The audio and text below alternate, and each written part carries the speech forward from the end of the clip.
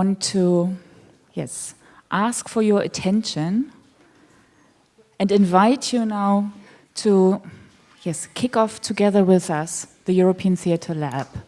What we designed as a virtual think tank, but also as a place for theatres to think and research what can be the future of the theatre, but also how can we work with the new technologies to reach out to new audiences. And in doing new work, in testing out, in experimenting new forms of working, of collaboration, of working with new partners that we haven't been working before in the science and technology area, in media artists, and in also rassembling a group of advisory board members around us who've come from several different areas to give us guidance and support. We're testing out creative works, but also we want to see what can be developed as part of our work also on the long term, in terms of what kind of conditions do we need to make this new work happen? What kind of strategies do we have to put in place? What kind of recommendations do we need to formulate to policymakers also, to give them the advice? Well, we need to work hand in hand to make this new step towards the future together. And I'm very happy now to have here with me two very important people for our work, which is Barbara Gessler from the Creative Europe program from the European Commission, and also Marc Grandmontagne, the head of the German Theatre Association, Theatre and Opera Association, Orchestra. Thank you. And also in the audience, we've got the president of the Theatre and Orchestra Organization of Germany to also accompany us in the process of developing the Theatre Lab. But now I want to give the word to Barbara. Thank you. Thank you, Heidi. Thank you for everybody being here. And I'm very happy to be here. I've already learned so much today, and I've been so much inspired already with the conversations that I had also since yesterday evening with the performance that we witnessed at the theater. All actually evolving around the same topic, which is drama goes digital. Basically, I think this is a very inspired title. We are from the European Commission very interested to see and to witness how exactly this exchange, obviously, between the different organizations and institutions that you represent will actually happen. And it's fascinating that this project actually turns around various ways of exchanging. For example, you will be doing workshops, you will be talking, but you will be also concretely co-creating and you will co-produce. So it's not just one way of exchanging experience and exchanging knowledge, but it's various ways. And it's in particular very hands-on, which is the heart and the core of what we want European projects under Creative Europe actually to be. Why? Is this topic particularly relevant for us? Well, the Commission believes, and I think we're not alone in this, I think I could see that today, that the digital developments, yes, do represent challenges for the arts and the culture and the creative sector, but also they present a lot of opportunities. And we would like everyone to be able to grasp these opportunities, while we're of course also aware of the challenges that these technological fast speed developments hold, for example, in terms of mastering copyrights, keeping a close eye and scrutiny on the value gap that many of you are actually facing when it comes to the different outlets that we look at. For example, we talked about today under YouTube, etc. But we are aware, and this has been confirmed over the past years, that digital is there to stay. tackle the challenges and deal with digitization is one of the core priorities and core objectives of the Creative Europe program. And it's not likely to go away, I can say that much, and we heard it this morning. We're not going to go back to the analog world. It's just not going to happen. So we believe that it's better for everyone to embrace it and deal with it and to make the most of it. And we think that a lot is actually in it for the sector. Also because of what we heard this morning and what all of you know very well, due to the convergence of the media, but obviously everything that concerns the big area of streaming, of distribution in general, but also production that we heard very interesting pieces about today, and very much and very, very importantly, the whole area of audience development / audience engagement, because we're kind of getting away a little bit from this top-down audience development approach, more towards audience engagement, and I think we heard very good examples of this already today, and we have a couple of projects like the ones you will hear about later, for example, Opera Europa, that we're very happy also to support in such a context. I would like to stress that in our eyes, obviously, and I'm sure you don't suspect us to think that, but we don't believe that digital will actually substitute the live experience. The live experience will stay, and what we heard today, maybe the cinema is not the ideal place to go visit a theater play or witness a theater play, but for some people, it may be an added value to be going to the theater. And if we believe Creative Europe is the umbrella program for the media program and the Culture Sock program, of course, for us, it's also interesting if then people go to the cinemas. So we also would like to continue supporting cinemas as places where people get together as compared to sitting at home on their couch, which is sometimes very nice, but not always. And very many people probably lonely on their couch. So, and then we prefer them to go to the movies together. We unfortunately see that in the 3 years of implementation of Creative Europe, this meeting the challenges and tackling the issues of digitization priority of the program has not been met by as many projects as we would have hoped. And I can clearly see that, of course, you know, if there's a belief that, for example, the element of audience development is mainly about numbers and getting more people, then of course there may be a certain resistance to it, and I understand that fully.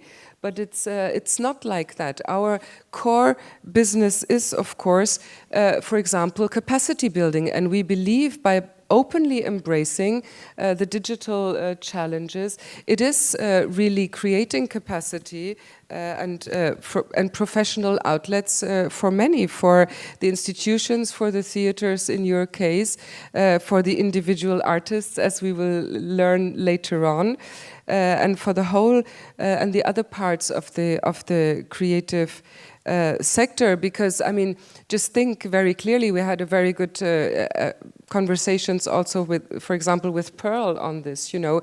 It's a different if you're being filmed on camera and then being put, you know, in a close-up and everybody can zoom into your face and on your instrument, for example. If people watch your performance on their iPad, it's a different thing if you're being filmed or if you're on stage, you know. Every pimple will basically be seen, and the way you behave, for example, for a performer that's a challenge, and I think it can be overcome, and we want to help create this by making it part of new professional capacities for everyone to have and to hold. It's of course also a way of innovating. Innovation is also something that we believe in very strongly, and not only in the purely technological terms, but also in the way of how this actually spreads creativity. And of course, we're not against finding new business models. We also heard that this morning. You know, some of you may not need it as much, but there's others around there that need exactly this kind of support to how to actually, you know, generate income one way or another, maybe substitute this income to public funding that is actually dwindling in many countries. And we heard that also from those where we expected maybe the least. And I'm looking at this UK corner there. So, but obviously, we very much believe, and we heard it today, when Creative Europe was actually born in the 2011, 12, 13, nobody knew Netflix. Nobody was on Netflix. Hardly anyone was on Spotify. Now, basically, everybody's on Spotify, and many people, including me, are on Netflix. And we heard how much that has actually also changed the way we tell stories. And we heard great examples of that today. The non-linear way of telling a story. And in what it offers actually in terms of audience engagement and audience development, the way we are now able to interact with the audience to make it a real participatory event.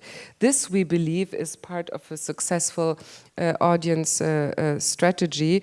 And this is why I was very happy to hear also this morning that we are very much aware that this is about accessibility. It's creating access. It's giving the opportunity for an audience to be able to access your works as artists and creators, but also giving you the opportunity for this audience to kind of see your work. So it actually is to the benefit of both. We are very much convinced of that. And I think it's more than just about creating content. It's really what is also at the core of European integration these days. Because why do we care? Our main message and our main concern is the one of European cultural diversity and represent the richness that Europe has. And this embraces the diversities. And this is why we believe this accessibility is very important, to be able, wherever you are, to be able to cross this border, be it in the virtual space, to be able to see and benefit of something that you may not be, for example, physically able to see. And this is, we think, one way of overcoming the still fragmented market, if you will, but also, you know, the pure size of the continent, and also reach other audiences in terms of minorities, other generations, the young, yes, but also some of the older that may not be able to come anymore and things like that. So we believe that it's about telling our stories in Europe these days. It's a challenge to develop our new European narrative. I don't particularly like the word, but we think that this is now a moment where we need this, now more than ever, we believe. And also from a purely political point of view, you may well see that we're already thinking about the new program. We're already thinking in terms of what will we propose for the new Creative Europe program, and surely this will be an important element. And what I like very much also about your project now, the ETC's project, is that, as you said, Heidi, you're developing this together with partners, and you've taken on board many partners from very many areas. And this is how we in Europe think the difference can actually be made. You don't all have to reinvent the wheel, but you have to work with those that know and take and mutually nurture what you know and grow together. And this is what this lab, we believe, will actually do. The theater and the performing arts are obviously not the only sector where this is happening. other sectors are equally concerned. Also, museums. Last time I was here in Karlsruhe was in November for the European Museum Organizations Congress, and this is a similar exercise that they're currently going through. Or the publishing area, when we go to book fairs, it's all the talk about augmented and virtual reality, and how can we actually reach children? How can we actually enhance their pleasure in reading a book? You know, it can be a completely different exercise if you use digital tools. So digital is a tool. It's not an aim in itself. So don't be afraid that this is what Europe only looks at. But we believe that it's a possibility of promoting and safeguarding our European cultural diversity, and this will be even more important if you know that, for example, next year we will have the European Year of Cultural Heritage, and digital helps us preserve all this heritage. And thank you. Well, thank you, Barbara.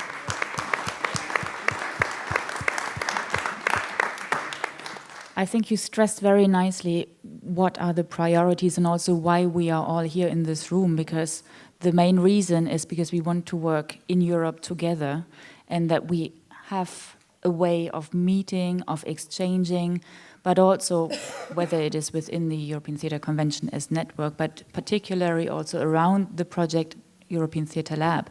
It was only possible because we were given the support that we actually needed to find the times and the resources to invite those people, but also to make this time and the resources available in our own theatres to sit around a table and to discuss those issues, because otherwise it hasn't been a priority in our daily routine. And I think that's where we now are on the very beginning of this process, to address those issues and to find also ways that this becomes as a part of our daily work. And what's happening on a daily basis, on a national level, I think maybe that's something that Marc can tell us a little bit more about it, at least how it looks from the German side. I try my very best. But let me first say, dear Dubravka and dear Heidi, thank you so much for inviting me and letting me say some words endorsing the kickoff of the project. Well, as we heard several times already over the day, in the digital age, all live performance organizations have to deal with the online environment, be it in the context of their own website, in the streaming or live streaming, in social media, or in archive material. The digitalization is about technical change, but not only enough with that, it's also about a change in mentality. So, as Barbara Gessler said already, it's bring the performance to the public, the audience, including a number of people who could otherwise not attend the performance, opening up to new audiences, reaching out to all people in society and give them access to European culture.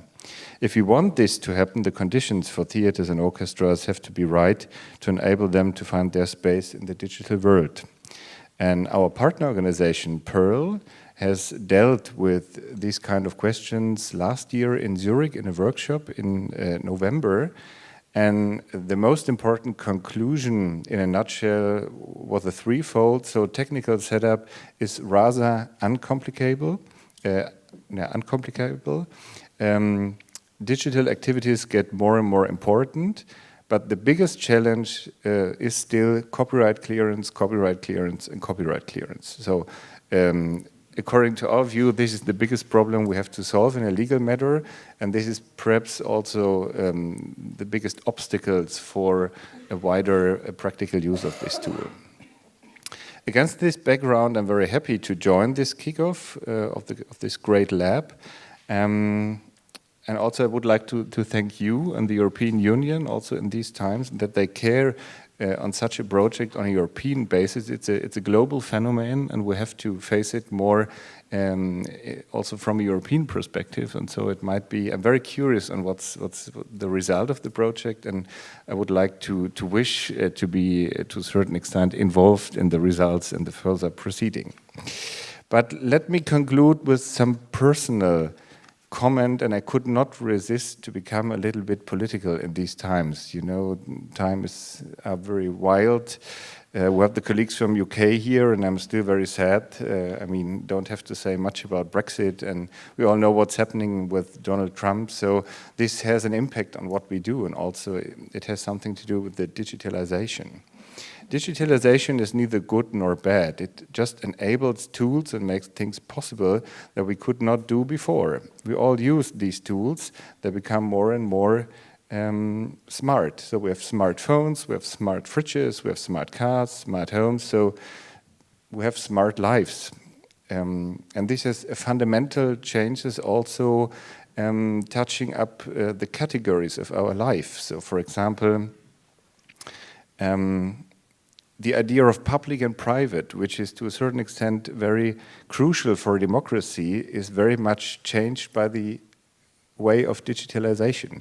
So publicity is something which is necessary for democracy, but you don't have publicity with any kind of privacy. In a time where digitalization makes everything public, the question is what is still private in our societies, in our times? We have to find an answer to this question because democracy needs publicity. So, but no category without its opposite. So this is a kind of a philosophical question we have to solve. The same thing concerns the idea of time, where we have an understanding of time which consists of past, present, and future. But the digitalization dissolves these categories because the future is already part of the present. So if you go to Amazon and you buy a book, and then you receive a recommendation. People who've bought this book have also bought this book or another book or this article. So there is a permanent anticipation of the future in the present. This is a fundamental shift of time categories. So it's very essential. The question we have to deal, we cannot really answer, is very essential. So we all use these digital tools. We are to a certain extent delivered to Google and Apple, but there's no way to escape. So I cannot choose between if I use it or not. If I don't use it, so I cannot continue my life. If I don't write emails, I cannot work anymore. If I don't use my telephone, I cannot work anymore. So there is no real choice. But alternative and choice is also a natural phenomenon in societies, in democratic societies. So also here we have a very, very basic, essential question we have to find an answer for. We pay a lot more data than money. This is also something we have to get aware of, and I think these artistic projects we had in Prospect this morning have already shown that this is a topic which is also dealt with in artistic ways, really, really important. And at the end we have to say, we don't know the future. So I think you said it, or somebody on the panel. We don't know what's happening.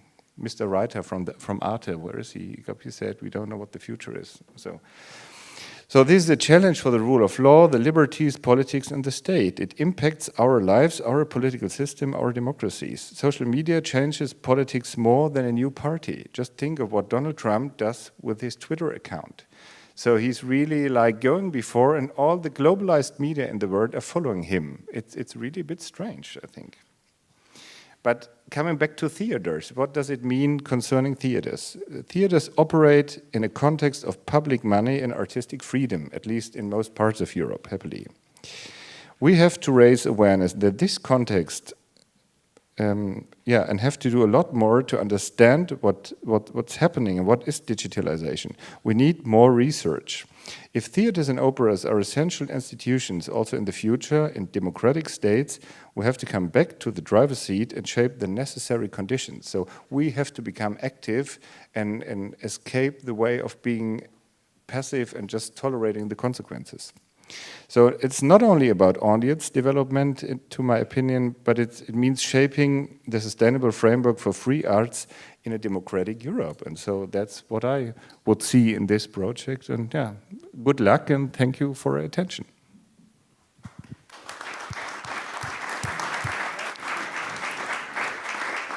Well, thank you, Marc. I think we're definitely now in the same boat and have a way ahead of us that we can shape, and also I think it's important that we, well, don't let anyone else take on the topic, but that we are the ones deciding on how we want to make it happen.